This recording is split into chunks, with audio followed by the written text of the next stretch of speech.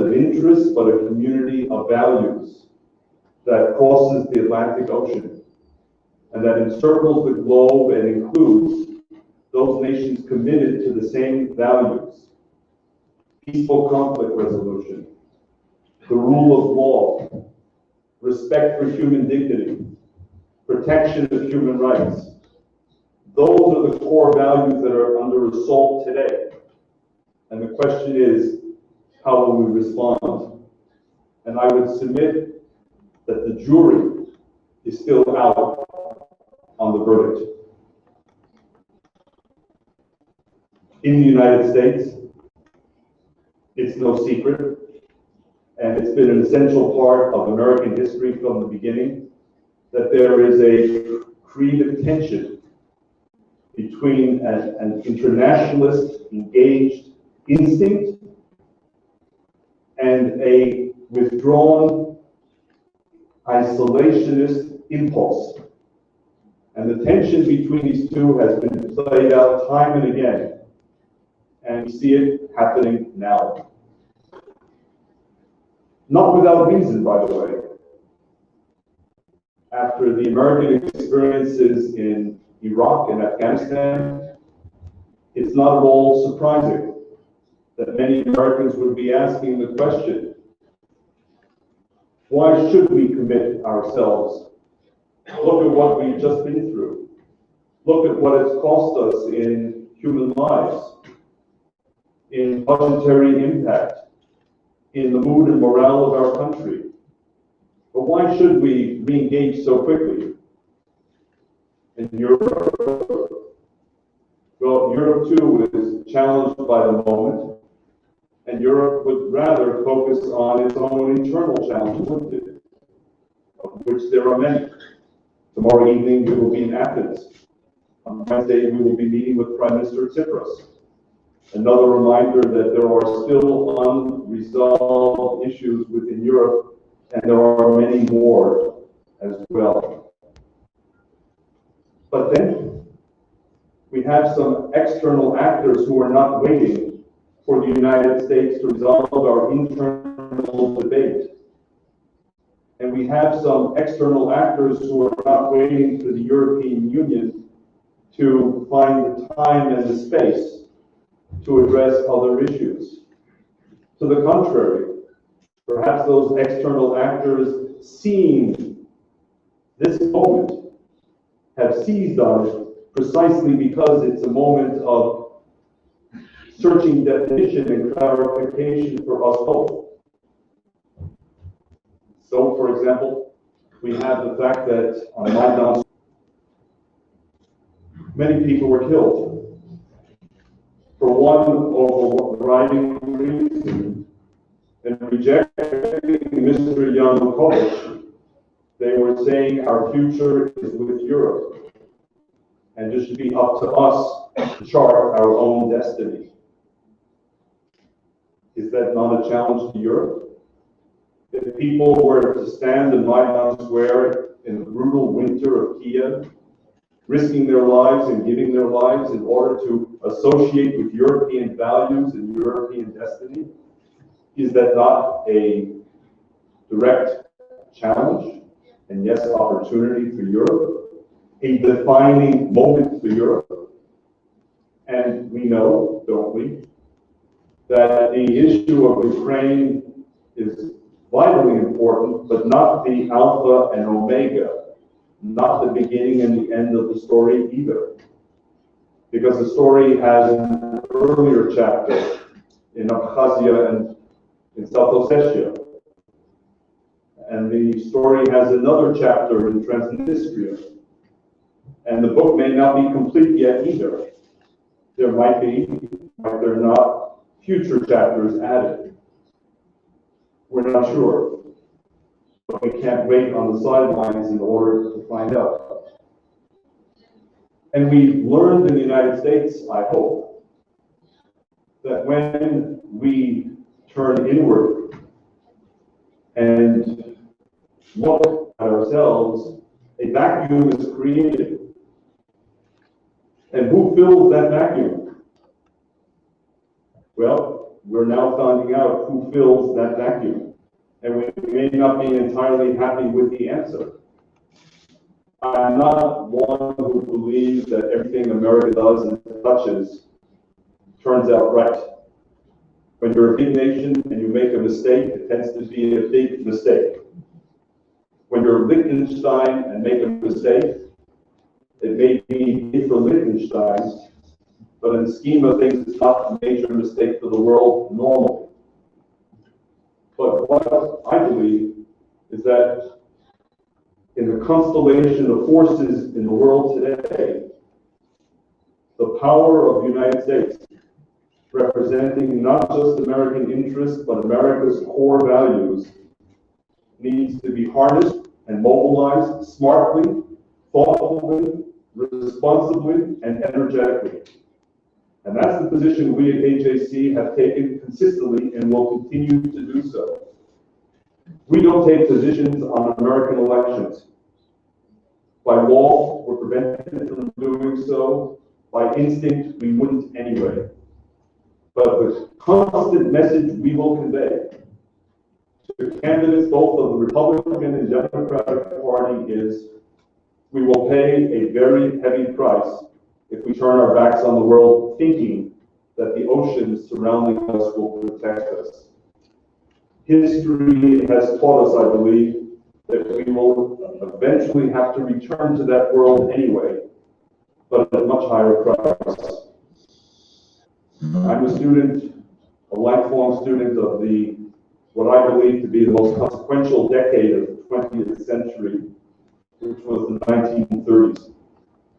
It's a very interesting decade to study and explore in depth. And I continue to be convinced that there are lessons of the 1930s to be understood today. No history does not replay itself identically, but nonetheless, it doesn't mean that just because something happened 80 years ago, it's not worth understanding again. Why is it, for example, that America turned inward and rejected membership in the League of Nations? Why is it America and other countries put such faith in international instruments beyond the pact, which outlawed war, only to see then one signatory after another of the Kellogg-Briand Pact, Japan and Manchuria in 1931, Italy and Abyssinia in 1935, Germany and Czechoslovakia in 1938, etc., violate the very pact that they signed,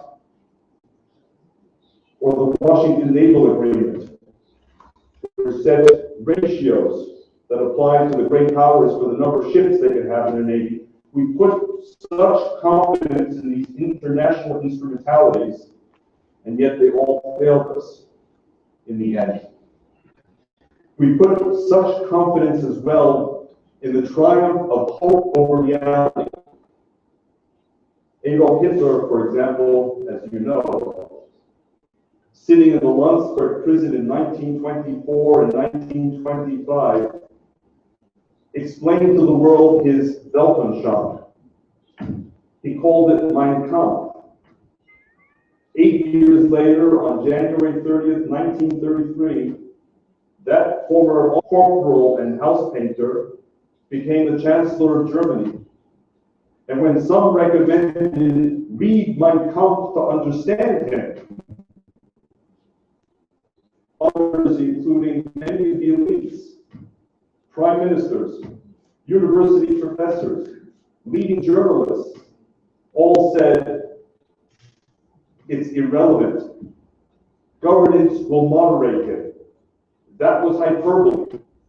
He doesn't mean what he says. So guess what?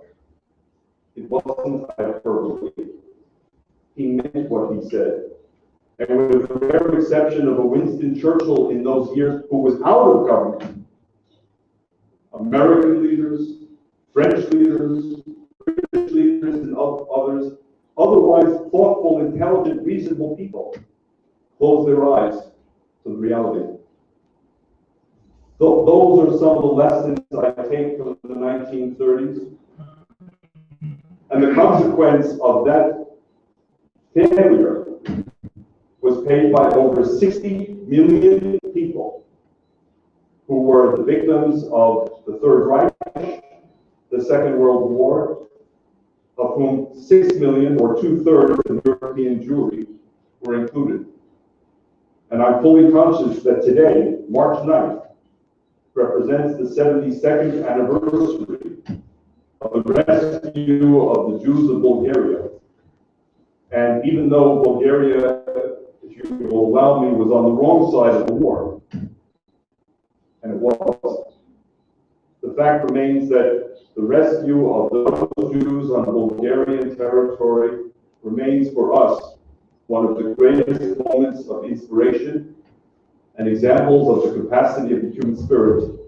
And I salute the many who were involved in their rescue and protection, as a result of which people like Victor Melamed and others are alive today and contributing members of Bulgarian society.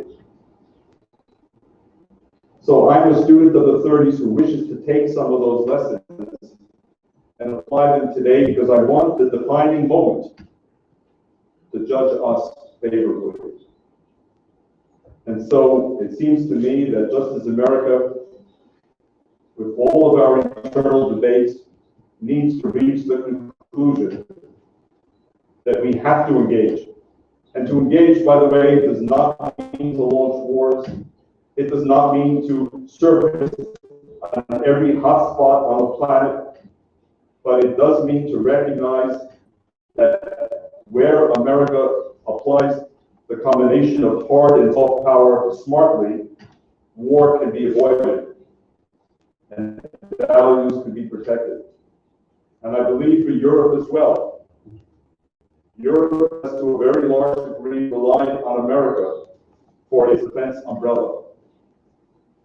That's been clear for decades. Maybe one can argue it served the purposes of both sides. But that moment appears to be slowly coming to an end. And those European countries that spend 1.2, 1.3, 1.4% of their GDP on defense, and within that, by the way, spend 50, 60, 70% of their military expenditures on personnel, are going to find that either Europe may have to compromise on the protection of its values, or begin to rethink its priorities and burden sharing with the United States. That's not a welcome thought for anyone. I understand it. But what to do? What to do if Mr. Putin gives us no choice? What to do if he tramples on our values? What to do if he threatens the regional order? What to do if he upsets all that Europe has accomplished with brazen threats? And, as you know better than I, in this country, and not only in this country, with the disbursement of funds, open, clandestine, whatever, designed to impact on public opinion through the media and on political parties in the electoral and governmental structure. Those are by now well-known facts. Europe is being challenged, the transatlantic community is being challenged, and it seems to me that the only way for us to succeed is to stand together, to acknowledge the challenge, and to work hand in glove, hand in glove. We cannot deal with these issues alone. Now there's a you. The EU cannot deal with these issues alone. Together, this community, though, I believe, has a much stronger position. And the other major challenge, it seems to me, no surprise to this audience, I'm sure, comes from the Middle East. And it's been brought home in so many ways that it would take a separate session to go through each of the challenges. But beginning with the challenges that Europe itself now all too suddenly has had to acknowledge. The challenge that there are several thousand Europeans who are en route, training, fighting, supporting Islamic State, and the challenge of asking themselves what happens if those foreign fighters survive the conflict and return back to their countries. What happens to the hundreds and hundreds of French citizens should they return? Will they resume lives as jihadists, or perhaps become elementary school teachers or chefs in restaurants? Which is it? Well, we have a little clue already. One clue is in the person of a man named Mehdi Nemmouche. Mehdi Nemmouche is the suspect now in a Belgian prison for the murder last May of 4 people at the Jewish Museum in Brussels, 2 of whom were Israelis, a husband and wife, who left 2 teenage daughters as orphans in Israel. Mehdi Nemmouche embodied the 3 great dangers that we at AJC and perhaps others have been talking about for the last 15 years. And I can document those discussions going back 15 years in Paris and Brussels and elsewhere. Mehdi Nemmouche was a common criminal who was imprisoned and radicalized in prison. Mehdi Nemmouche went to the Middle East, got training, and the confidence that since he survived, there was more to come. And because of the Schengen Agreement, a French citizen was not solely a French problem. Mehdi Nemmouche crossed the border from France to Belgium because there was a border. Because to its great credit, Europe had eliminated most of its borders. And he killed 4 people in Brussels. How many more Mehdi Nemmouches are there out there? Well, again, we have hints. Because now we have as well Mohamed Merah. Mohamed Merah, who killed 3 Jewish children in front of the Ozar HaTorah school in Toulouse, France, and who killed the father of 2 of the children. We have now the story in Copenhagen. So we have now more challenges that Europe faces. The twin challenges, as European leaders ask themselves, where did we go wrong on integration and acculturation? Why is it that these people lived in our countries and didn't absorb the value structure? And we have the very practical problem for intelligence, surveillance, and police of how to follow as many as 3,000 or 4,000 people who fit this category. That's an enormous undertaking. And yes, Jews in Europe, and some European countries now are deeply concerned. And you may have seen that in some countries there's a vigorous debate about the future in Europe or not. For me, the very debate is painful. As a believer in Europe, I believe in the Europe, and I want to believe in a Europe in which there is a robust, vibrant Jewish future.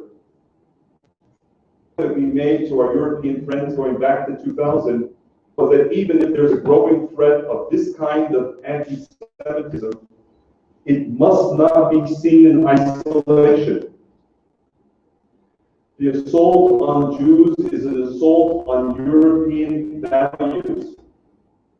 And we had great difficulty in getting that message across until January of this year.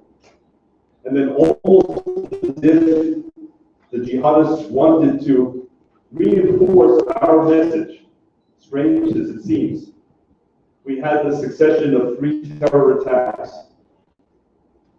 What was the first target? Charlie Hebdo. What did it mean? An assault on European freedom of speech, freedom of expression, freedom of the press. On day 2, the second attack. What did it mean? The assault on public order. And on day 3, we had the attack on the kosher supermarket, in which 4 people, all Jews, were killed. And to reinforce this point of the interconnectedness of the Jewish condition the European democratic condition, we had Copenhagen. First attack, a cafe in which there was a debate on, yes, freedom of speech, freedom of expression, cartoons, the degree to which one can push the envelope, as we say. And the second attack on the synagogue in Copenhagen. The two are interwoven. We look to Bulgaria to be a voice within the councils of Europe that speaks to the rising concern about the assault on the value structure of Europe against Jews, against freedom of expression, against the protection of human dignity, which is at the heart of the EU project. And in that spirit, though Bulgaria is not among the biggest of the EU countries, Bulgaria showed a tremendous amount of courage not too long ago, following the tragic attack in Burgas. Some of you in this room, I'm sure, know far better than I, but I know how many European countries tried to pressure Bulgaria not to pursue the investigation against Hezbollah, not to bring it to a conclusion, and not to insist that the EU add Hezbollah to its terrorism list. But this country stood strong, just as it stood strong in refusing the Nazi request for the extradition of all of its Jews in 1943. And as a result of Bulgaria's determination and steadfastness, the military wing of Hezbollah is now on the EU terrorism list. So it's not just about size and weight in the EU. It's about principle and determination. And Bulgaria demonstrated it on the Hezbollah issue once again. But of course, that's not the only issue that Europe needs to be concerned with that's external, that we collectively need to be concerned with. We have everything now from a failed Arab Spring, I'm sorry to say. The meteorologists were too quick to describe it. I wish it had been a true spring, but I've learned in life that wishing is not a policy. It's a very legitimate emotion. We all need to wish, we all need to hope, we all need to dream. And every once in a while, Moni, dreams become reality, as did your dreams. But wishing is not sufficient. The Arab Spring has turned into a very cold Arab winter. And as a result, we have a new set of challenges to add to the old set of challenges. We were recently in Rome and meeting with Foreign Minister Gentiloni. The first, second, and third issues on the Italian foreign policy agenda: Libya, Libya, and Libya. Yemen, which had earlier been declared an American success story, is now, it would seem, well within the orbit of Iran. In Syria, most people have stopped counting, and most people have stopped looking, and many have become almost anesthetized to the magnitude of what we have witnessed over the last, this month, 4 years. Hundreds of thousands of people murdered, millions of people either exiled or internally displaced, and more to come. And on it goes. So we have a set of challenges, and this is very much a European challenge, and you know it better than anyone because you are the state that's closest contiguously to that part of the world. How many refugees do you now have in Bulgaria from that part of the world? I think about 11,000 or 12,000. 12,000. Could the number increase? Perhaps. Posing additional challenges to Bulgaria? Absolutely. Creating tension between Bulgaria and Brussels? Perhaps. Enormous challenges that are no longer so distant as they once seemed, as they come closer and closer. For the Iran talks, Everyone wants a deal. No one wants war with Iran. But what kind of a deal? Do we want a deal about which we feel good and can sleep at night? Or do we want to deal with Iran, which will trigger a new proliferation race in the region, which again will have profound implications for Europe? Because if, as some reports suggest, a bad deal leads Saudi Arabia, or the United Arab Emirates, or perhaps Turkey, or perhaps Jordan or Egypt, to move towards threshold capability, or even the purchase of a weapon off the shelf from Pakistan, you, Bulgaria, on the border of this region, will suddenly have an entirely new geopolitical situation. You'll look back saying, I thought it was bad in March 2015. I didn't realize how bad it could get thereafter. And lastly, just to cheer everyone up, the AJC has been deeply committed to the well-being of the state of Israel since 1948, the rebirth of the state in that year. And one thing that I have always firmly believed is that Israel seeks peace, but seeking peace does not necessarily mean finding peace. Not in this part of the world where it has been so elusive for so many, now I hope more obvious reasons. And yet, when we had the courage of Anwar Sadat in Egypt, we saw peace not just become possible, but become inevitable. And through all of the perambulations of that peace, it has held, and thank goodness it has held. And today, I would add, the level of cooperation between Egypt and Israel is perhaps unprecedented. In 1994, we saw peace with Jordan when King Hussein, if you will, came out of the closet and made de jure what had been de facto for a number of years. And that peace as well has held. It hasn't seeped down as much as we would wish into public opinion in Jordan, but the leadership is committed, and the level of cooperation between Israel and Jordan as well is really quite strong. We hope for the day when there will be peace with the entire region. I think there is no other Jewish organization in the world that spends as much time in the Arab world as AJC does. We have been traveling in the Arab world now for some 30 years. We have been visiting countries that now have relations with Israel and many countries that have no relations with Israel. We are constantly on the lookout for potential partners. We believe that at the end of the day, two-state settlement, with all of its challenges, is the only alternative to the endless year conflict. A two-state settlement is not an easy process, and it's not a Treaty of Rome either. It presents a different kind of correlation of forces, but nonetheless, there is no alternative, we believe.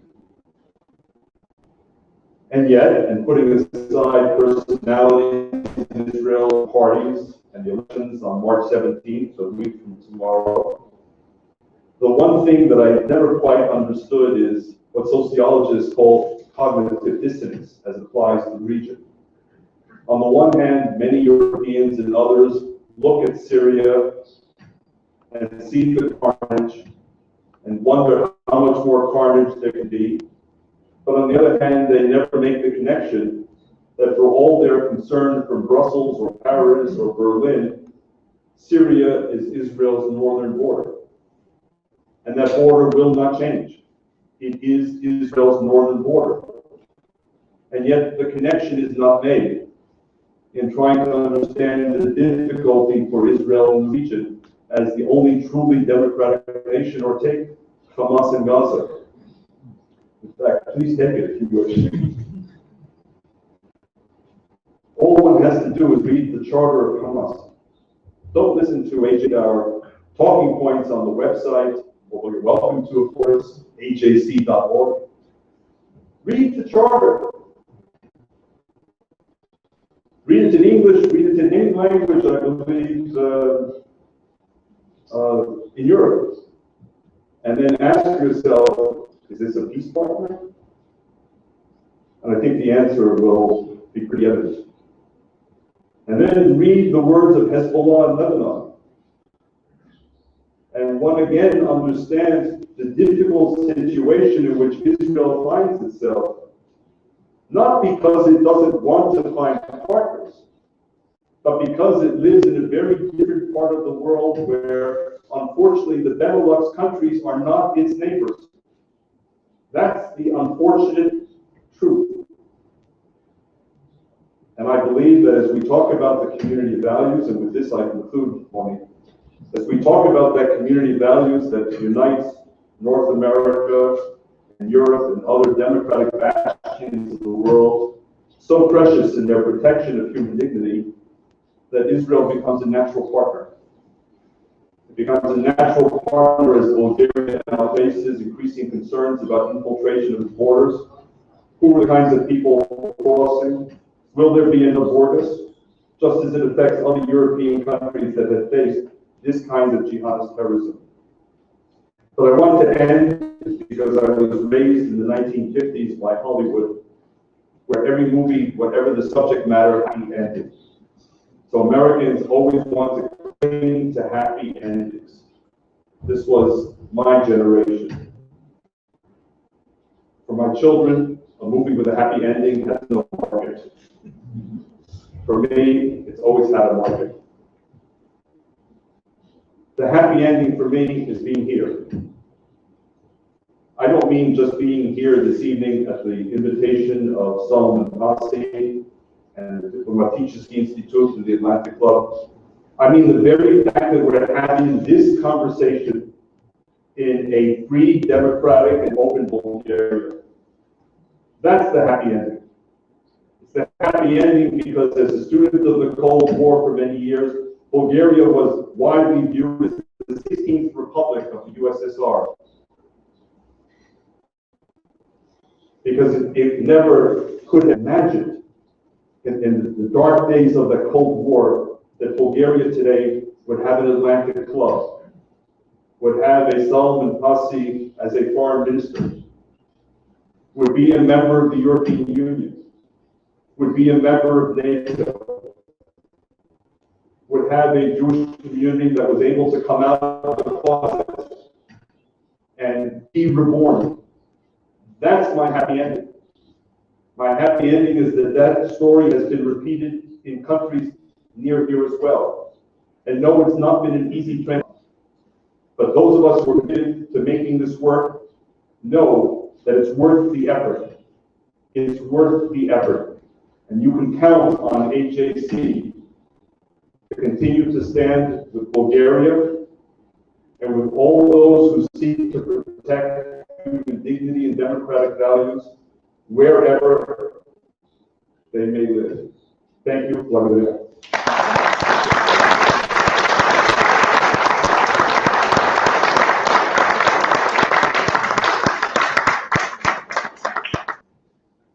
Thank you very much, David.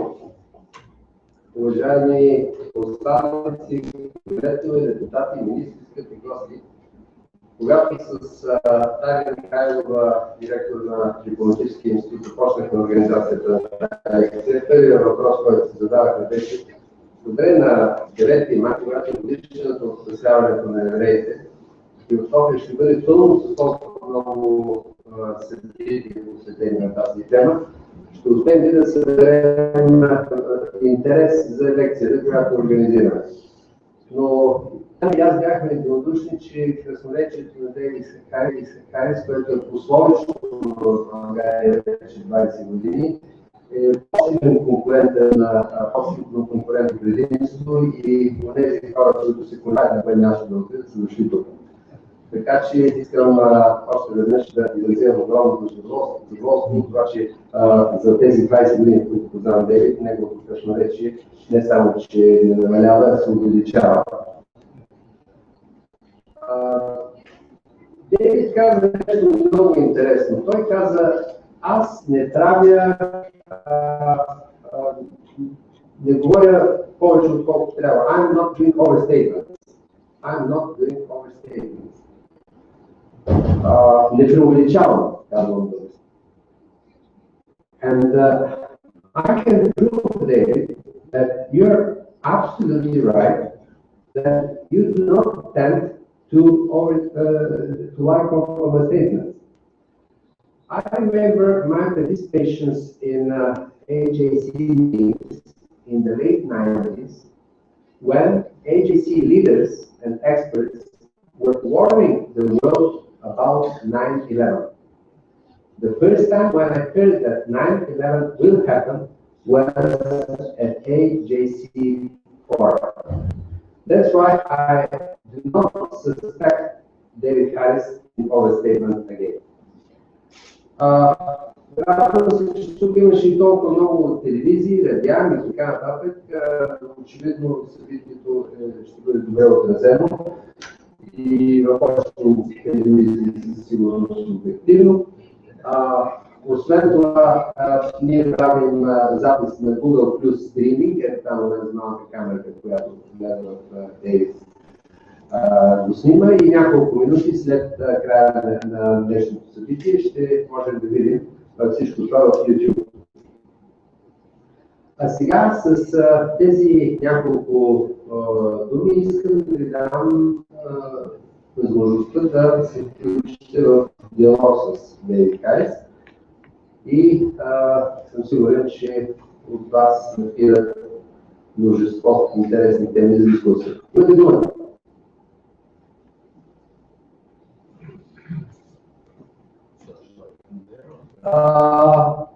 You can take, they will stand up, they will have a microphone, and you can take a few questions, and after that, answer simultaneously to all of them. If you don't have a piece of paper,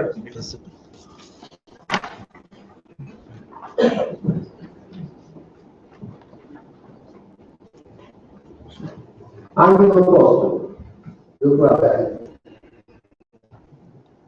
На Bulgarian, English. Only the Bulgarian. Mr. Harris, Mr. Harris, thank you for your lecture. You told us something very interesting, that we shouldn't make compromise with the various evils in the Middle East. But my question is, what happens when we have to make a choice between Syria and Harida? For example, the Shiite, Iran and Syria are enemies of the Islamic State, but both them and the Islamic State are enemies of the democratic order. Should we take a side, or should we be enemies of both? This is my question. Thank you. How to fight all the evils in the same time. Okay, други въпроси? Весела. Това е изключително към Министерството на външните работи. Стара приятелка на Дейвид Харис, сигурен съм. Thanks a lot for being here exactly on this day. I think it's a very good way to mark this day together with you. Because the American Jewish organizations have been pushing very hard to tell the story of the salvation of the Bulgarian Jews. And we will keep relying on you to do that, because we think it's a story worth telling. Thanks a lot for this tour de force of global politics. What you described, I think, is very much right. On the one hand, we have the US, which has pivoted to Asia, which wants to lead from behind, which has a totally different posture compared to not that distant past. On the other hand, we have Europe, which has done quite well on sanctions. And on finding unity towards Russia, but this unity is very difficult to keep, and it's unraveling constantly, and people, mainly Germany, is trying to keep it together, but on the long term, I don't know how optimistic we should be about keeping this unity. So what do you think is the US role in in coping with this challenge, on the one hand, your opportunity, but then the fact that Europe has to fight an authoritarian regime to the east, which it has always had difficulties coping with. And maybe if you can tell us what is your view on the future sanctions. Okay, I think that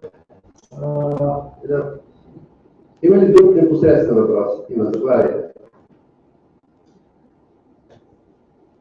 Господин Харис, имате ли готовност със същия патос, с който тук ни поставихте маса задачи, нас европейците, да влезете при господин Обама или Джим Кери и да ни излезете от кабинета им, докато не постигнете спадането на мисли за пълден в САЩ?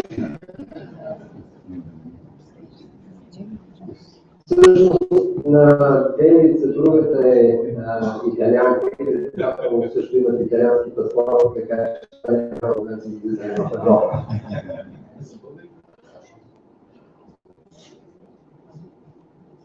Okay. So that was the last question about visas. Yeah.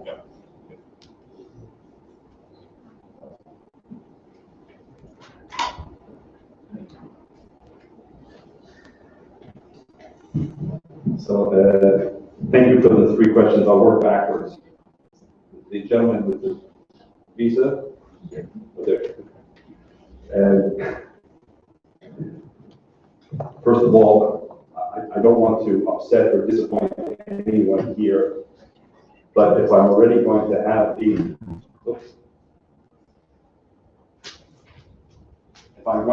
the courage to go to the office of President Obama or Secretary Kerry, lock the door and stay with them until they do what I.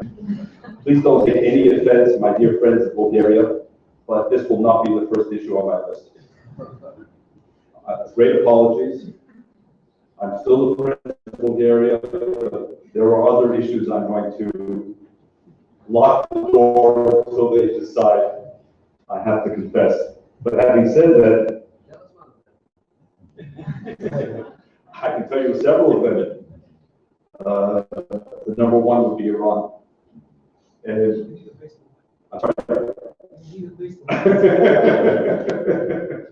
maybe we should go together. But on the visa waiver issue, I think John Kerry was asked that question when he was here in January. And I can only answer the question as he answered it, simply because at the moment it's a matter of government policy. That at the moment, any country that exceeds a 3% visa refusal rate is ineligible for the visa waiver program. And if I recall correctly, Secretary Kerry said the latest figure for Bulgaria is approximately 15% refusal. So one of two things has to happen. Either America changes its law, or Bulgaria finds a way to screen people before you apply, to bring that refusal rate down. I will tell you, we've had the very same issues with Poland. And it's been very painful because the Poles that came to us and said, we have troops in Afghanistan, we have troops in Iraq, we're standing for America, and at the same time you're slapping us in the face as a loyal ally. Why? And added, when some other countries in the visa waiver program are not sending troops to Iraq and Afghanistan and are spitting in the eye of the United States. That one, I'm sorry to say, for the moment is beyond me, but I don't see a third solution. I see one of those solutions. This is life. Thank you for the easy questions. I owe you. Yes, we will continue to tell the story of Bulgarian Jews. And yes, you should continue to tell the story of Bulgarian Jews. And we should both do it in a way that tries to apply what Bulgaria did in 1943 to the contemporary world of 2015. Here, I think we have an enormous challenge. I know this was not your central question, I know that. I think we have an enormous challenge, though. We have a world which is increasingly uninterested in history. History that seems ancient, that seems almost irrelevant, unimaginable. And I also think that in a world in which anti-Semitism is once again on the rise, and these are the words of President Obama and of Chancellor Merkel, and not just my own words, we cannot separate the past from the present. We have to find a way to connect the two. I would hope, for example, in the commemorations tonight and tomorrow here, that some of the speakers will say, yes, we did this in 1943, and yes, we have every reason to be proud, but ladies and gentlemen, we cannot be complacent because, once again, there are challenges to minorities in Europe. So to talk about the past without linking it to the present, it seems to me is only half the story today, Gisela. I wish it weren't, but there's the larger story as well. What should be the U.S. role? Well, I would say in the perfect world, the United States needs to continue to stand strong, and if necessary, stronger. Yes, with great credit to Europe and the United States for the sanctions, and especially to Europe because you have a higher trade volume with Russia than we do by far, and you depend on Russian energy and we don't. So it's not a symmetrical equation. That's absolutely true. But America nonetheless has to lead by example and underscore the stakes, and we count on people like Chancellor Merkel to keep Europe united. That's not easy. We can name the countries and the leaders of countries who are beginning to splinter. But I believe, and this is, I don't mean to sound cut and dry, but this is a defining moment for Europe. Europe must not fail. The people in Maidan tried to associate with Europe. They overthrew Yanukovych because he refused to sign the agreement with the EU, and because of corruption, etc., etc. This is a test for Europe, and we need leaders. This is, I think, a time for leadership. And as I look around the world, I don't see many true leaders. I see many people elected to positions of power, but I'm talking about real statesmen and stateswomen. In a defining moment, we need more Winston Churchills. We need people who can articulate what is the challenge, but who also can offer a pathway. And again, I want to pursue a pathway that avoids military conflict, by all means. But we must not be found weak and wanting today, neither Europe nor the United States. Or else, as I said, the book being written in Moscow now still has several more chapters that people are planning to write. We don't want to find out what those chapters are. And I would think people in Bulgaria especially don't want to find out what those chapters are either. And the third question was the gentleman right over here. It's a great question.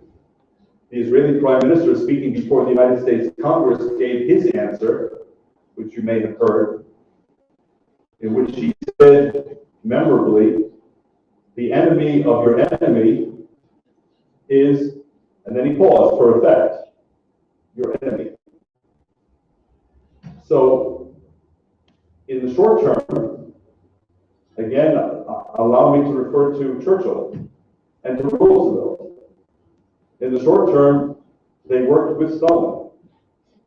After June 22nd, 1941, after Operation Barbarossa, they worked with Stalin. And Churchill had a very famous quote, I don't remember the exact quote, but the words to the effect of, I would align with the devil if the devil would accelerate the death of Adolf Hitler. I'm paraphrasing. So there are times, of course, when you find yourself in uncomfortable situations having to compromise your values.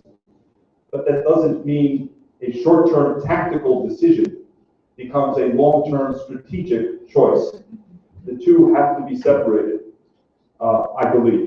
And that's the only answer I can offer you to your question.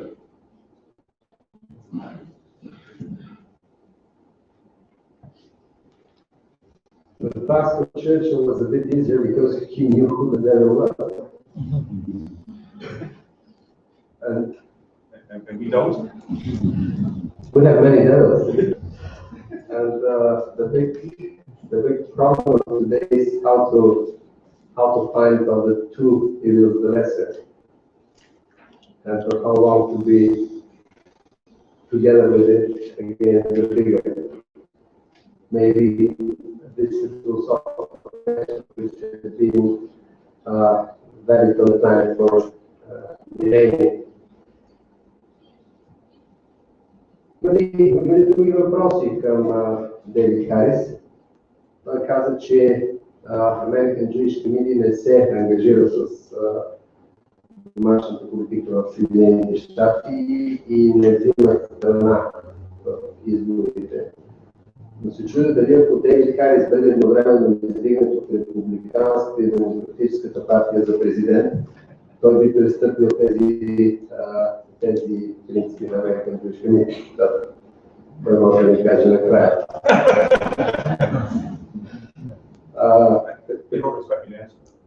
Но when the time comes.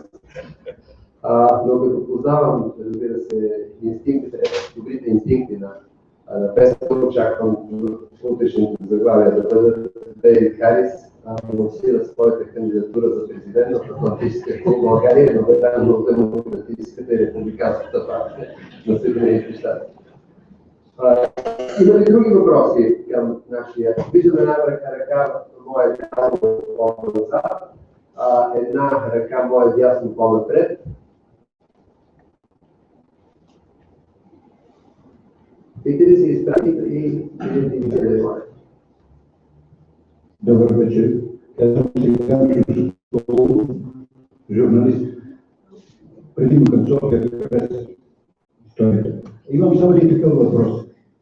Господин Харисън, какви зависимости виждате, паралелни зависимости има ли между медийния и политически шпионаж и военния, насочен специално към Русия и ответно от Русия към военната организация НАТО? Благодаря. Много благодаря. Има усещана референция към Сноудън и Wikileaks. Заповядайте, твое дясно.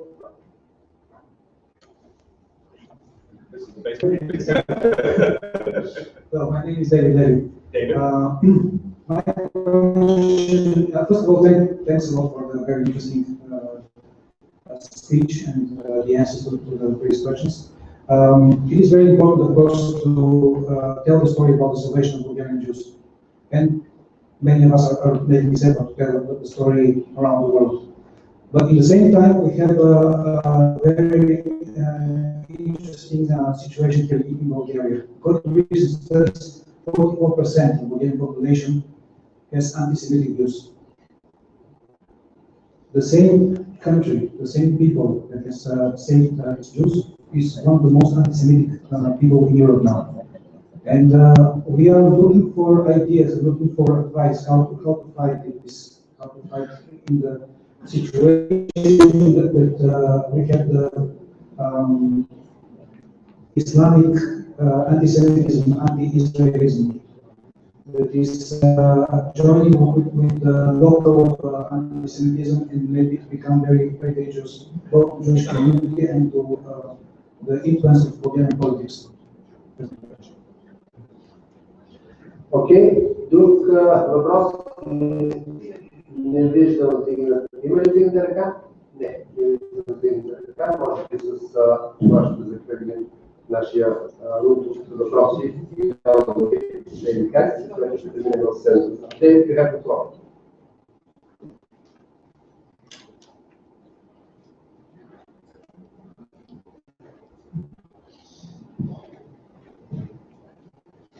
Thank you. I'm going to concentrate on the second question because, to be honest with you, I'm not sure I understood the first question.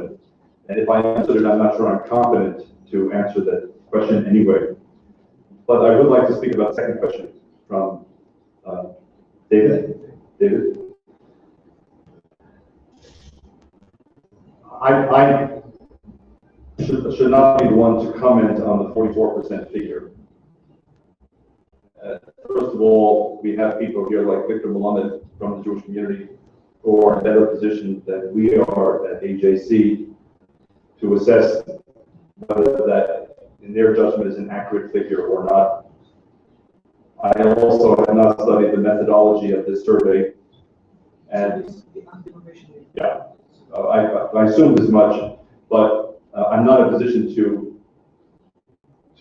assess the methodology of the survey and to know whether this is really an accurate portrayal or not. But obviously, if it is an accurate portrayal, and nearly half of Bulgarians hold some anti-Semitic views, then indeed, as you say, there's a problem. The bigger, if I may ask you, does the 44% figure sound right to you? I'm not so sure, David, that the percentage is here. Yes, this is a way of ADL, Anti-Defamation League.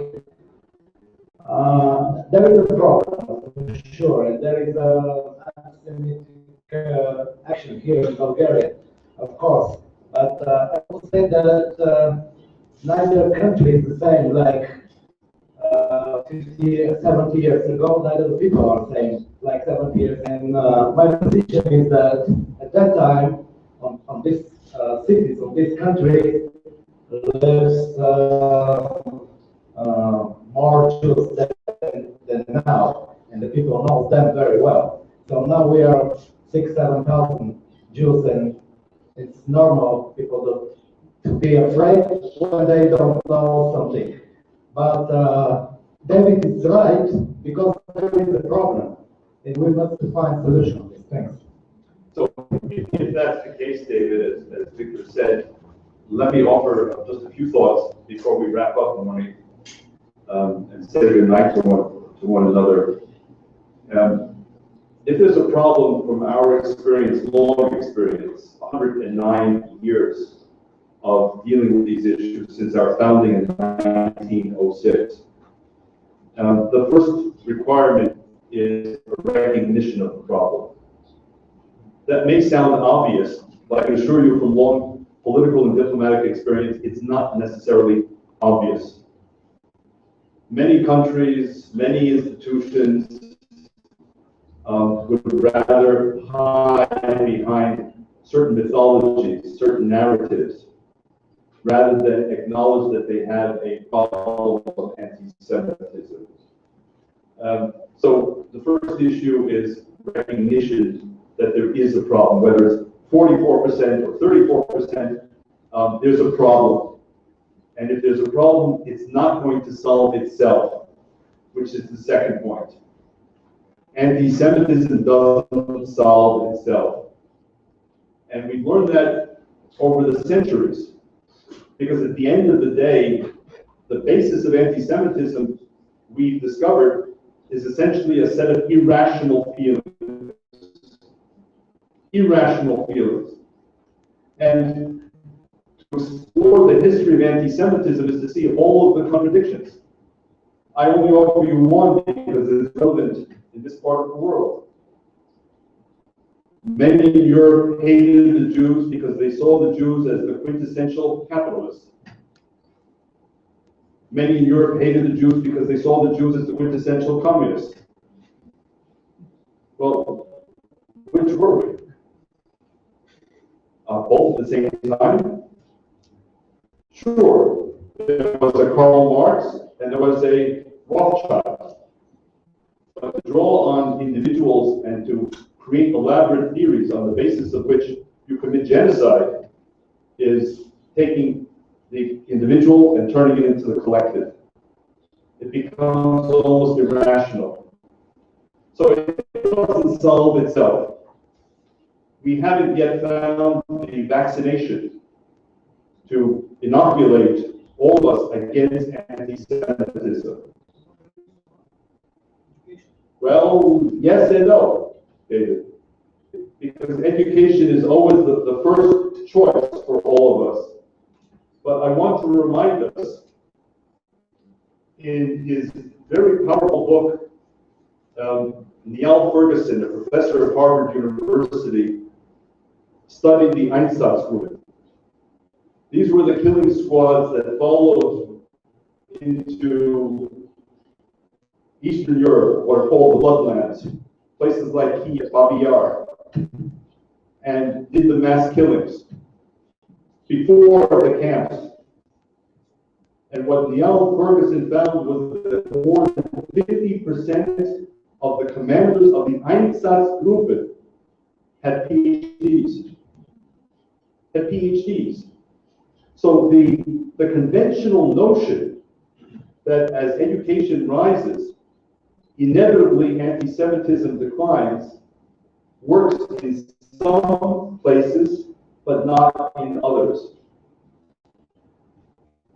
And now let's take education again, David, in a contemporary context, in a banlieue of Paris. A banlieue where the majority of the students in the classroom are from families that originally come from the Middle East and North Africa. And under the French educational system today, the teaching of the Shoah, of the Holocaust, is mandatory. It's mandatory. And the teacher begins to teach that section of the curriculum. And the students stop the teacher and say, untrue. The Holocaust never happened. It's a Jewish lie. It was for the creation of the state of Israel. And what I'm suggesting is not one incident. Whole books have been written.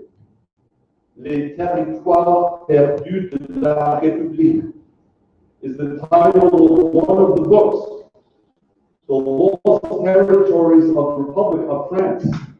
There was just an incident in the Netherlands. The same thing. The children of the New Europe were not just to teach the history of the Jewish community of their own countries during the war. So yes, yes, yes to education. But it's not that one-size-fits-all answer that we wish. I believe we need more than education. I believe we need political leadership. For starters, I'll give you one example, if I may, of what I mean. In 1995, in Gdansk, Danzig, on the Baltic Sea in Poland, Lech Walesa, a hero of this part of the world and the struggle for human dignity, was sitting in his parish church, listening to his parish priest, Father Jankowski. Father Jankowski was a noted anti-Semite. And in his Sunday sermon that day, with Lech Walesa sitting there as president of Poland, Jankowski started talking about the Jews, the Jews, the Jews. Walesa sat there and said nothing. A few days later, we met Walesa.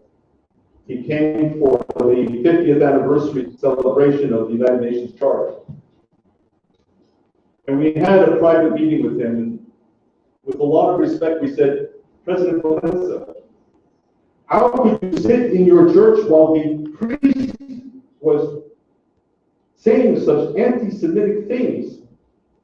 And he said, well, if I walked out, I would have brought more attention to the priest. And our response was, Mr. President, by sitting there and remaining silent, you, a hero of the human rights community, sent a message that you potentially weren't bothered by what he said. You were the president of the country. And we couldn't agree. With all the friendship, we talked right past each other. I haven't changed my mind. I don't know if he has. Political leaders need to lead. And if they don't lead in a situation like that, what message does it send?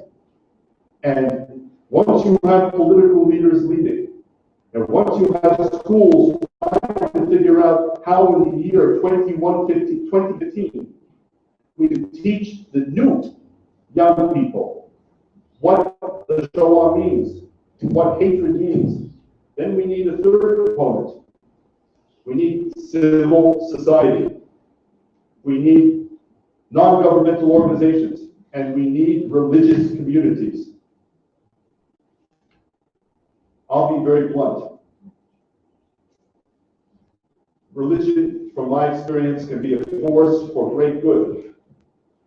Religion, in my experience, can be a force for great evil. We have to make sure that religion is always a force for great good. I'm proud of my faith, but I do not wish to deny someone else the pride in their faith. I, as a Jew, am not threatened by those of you who are of other faiths and take pride and comfort in your faiths. I don't need to deny you your faith to affirm my faith. To the contrary, in order for me to practice my faith, I need to protect your right to practice your faith. That's the only world in which I can live. I can only live in every mosque and every church and every synagogue and every temple is equally protected. And when we can join together in a spirit of common humanity, even as we celebrate on our Fridays or Saturdays or Sundays for our respective services and holidays. That's the world we're fighting for.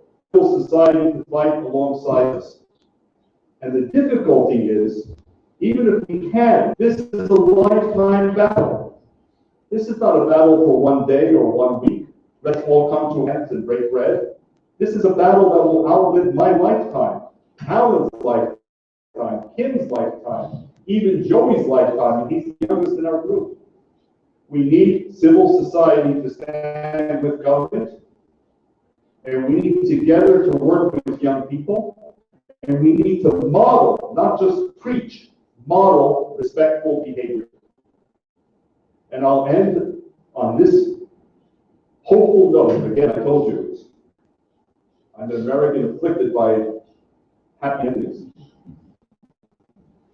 In 1999, you'll remember, Slobodan Milosevic launched his next campaign, this time against Kosovo and its Muslim population. At AJC, we were outraged by this assault on Muslims because they were Muslims, Serb Orthodox. And we traveled to Macedonia and visited some of the refugee camps and saw these Muslim refugees. And of all the camps we visited, one particular impressed us. It was run by the Bundeswehr, the German armed forces. And when we left Macedonia, we asked ourselves, we have to do something. We're not in the business of condolence tourism, looking at these sites with sad faces and taking pictures. And we had an idea. Let's go to Germany. Let's talk to our friends in the German government. And let's propose that in the year 1999, 54 years after the Shoah, that Germans in uniform from the Bundeswehr and AJC partner together to assist Muslim refugees in Macedonia. And the German government embraced the idea immediately. And to make a long story short, had you been in the camps after our trip, you would have seen German Air Force planes supplied with blankets and medicines and foods provided by the American Jewish Committee, working together to try and bring human dignity to Muslim refugees from Kosovo. If that can happen, I assure you, other coalitions can happen to fight the oldest pathology on the face of the earth. anti-Semitism. Thank you. Good night.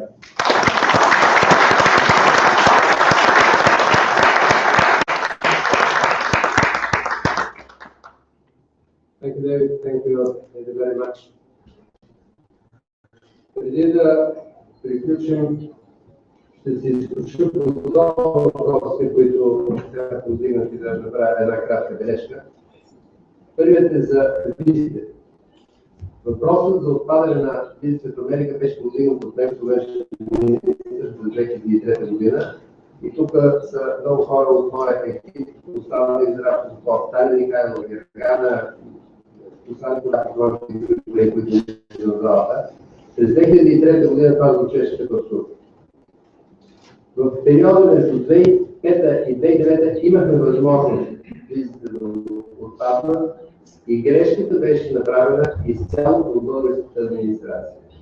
Това, което имаме да правим, е да търсим отговорност на нашите лидери, когато те сгрешат. Грешките много бързо се направят. Ако всички тези, които искат американски визи, си дадат сметка за това, вероятно ще получи един политически проблем. Втория въпрос е за антисемитизма. Антисемитизъм в Европа има. Има и в Франция, и навсякъде в Европа, вероятно и в България. Но откровено казано, аз се отнасям с голямо подозрение към всички социологически изследвания, които не съм проучил лично, които не съм проучил лично, защото много често тези социологически проучвания са обичате ли торта с моркови. И ако 70% от респондентите кажат не, не обичаме торта с моркови, ще кажат да, България е най-нетолерантната държава към тортата с моркови, но в България няма нито един човек, който ще разбие магазина на продавача на торта с моркови, няма нито един, който ще зрели зеленчуковата градина на производителя на моркови, но ние просто не обичаме торта с моркови, защото това не е част от нашата култура. Така че до каква степен има антисемитизъм и до каква степен ние не обичаме едно или друго малцинство, трябва да се дадат някакви качествени характеристики. Колко силно обичаме, респективно не обичаме някакво малцинство и в какви случаи. Спасейте евреи през Втората световна война, 72 години преди днес. Всички арменци, които след Първата световна война напускат след горението в Турция, и тук е председател на арменската група. Групи сте не преди това. Това е председател на всички арменци в България. Гърците по време на фашистката хунта в Гърция масово си целваха в България и България се превърна в тяхна втора година. Белогвардейците след революцията в Русия се заселиха и България се превърна в тяхна година. Може би много други примери ще се намерят в историята, но като цяло аз знам, че българският народ е толерантен. С това искам да благодаря на Дейвид за рестарта на AJC и Атлантическия клуб в България. Специално искам да благодаря на нашите първостепенни партньори Джейн Шлайдер, от Класик Формула Груп. Специално искам да благодаря на Ифтар Шахан, Мегатрон Джон Диер. И специално искам да благодаря на Дамир Шабат от Пепси, където компаниите са американска едната израелска. И искам да поканя моят партньор и нашия съорганизатор Таня Михайлова, директор на института. Тя е седна точно директор от Образователно здравно ниво. Това е сигнал за приемственост и изменчивост в нашата администрация. Реално се случва примери. И ще поканя Таня да връчи на Дейвид Харис българската материца, като му обясни какво значи тя, защото той завари България в зима, а не в лято.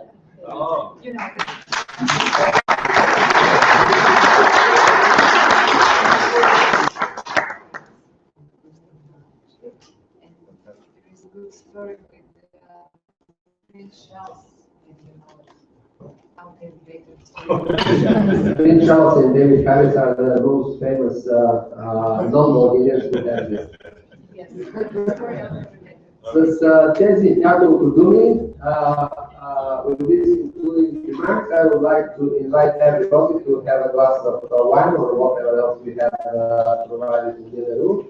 And thank you, David, AJC and delegation, and most welcome. Thank you, Julie.